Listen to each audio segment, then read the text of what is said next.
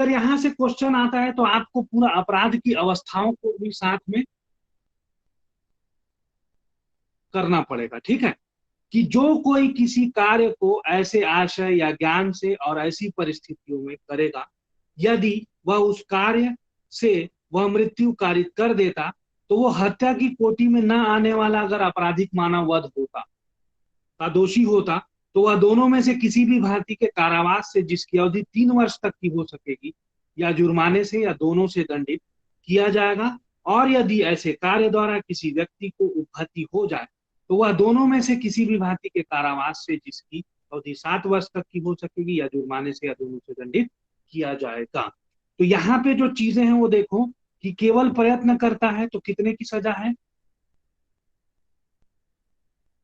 3 वर्ष। और उसके बाद क्या होता है, अगर उपहति कारित हो जाए तो 7 वर्ष। ठीक। अब अपराध का वर्गीकरण देखने का प्रयास करें तो सामान्य रूप से आप देखिए, संज्ञेय, अजमानती, असमनीय और सत्र न्यायालय द्वारा विचारणीय। तो दृष्टांत देखें इसमें कि क गंभीर और अचानक प्रकोपन पर यदि ऐसी परिस्थितियों में यह पर पिस्तौल चलाता है कि यदि तद द्वारा वह मृत्यु कारित कर देता, तो वह हत्या की कोटि में न आने वाले आपराधिक मानव वध का दोषी होता। तो क ने इस धारा में परिभाषित अपराध किया है, मतलब 308। ठीक है।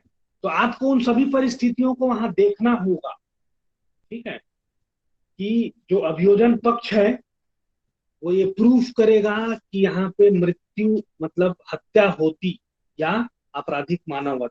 अगर अभियोजन पक्ष ये साबित कर देता है कि वहां पे हत्या का प्रयत्न था, तो क्या लगेगा? 360।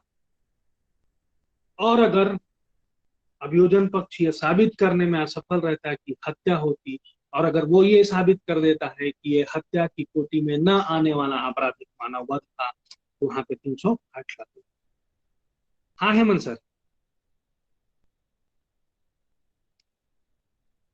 फिर आत्महत्या का प्रयत्न भी देख लो, है ना। तो आत्महत्या का प्रयत्न, जो जो कोई व्यक्ति आत्महत्या करने का प्रयत्न करेगा और उस अपराध के करने के लिए कोई कार्य करेगा, वह सादा कारावास से, जिसकी अवधि क्या होगी, 1 वर्ष तक की हो सकेगी, या जुर्माने से, या दोनों से दंडित किया जाएगा। 309 आत्महत्या करने का प्रयत्न। तो आत्महत्या देखो, ध्यान में रखना, आत्महत्या जो है वो अपराध नहीं है, क्योंकि उसके लिए कोई व्यवस्था नहीं है आईपीसी।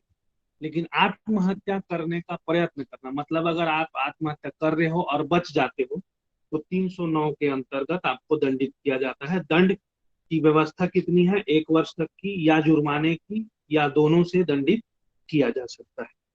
ठीक है।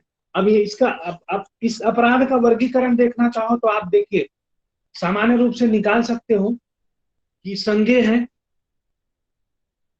ठीक है, मतलब जीवन लीला समाप्त करने की बात हो रही थी, इसीलिए संज्ञेय बनाया गया होगा।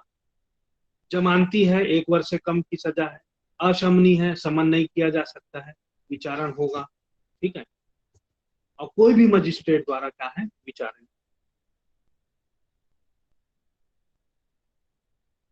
ठीक है। तो ये खत्म होता है। कल की क्लास में देखेंगे हम ठग।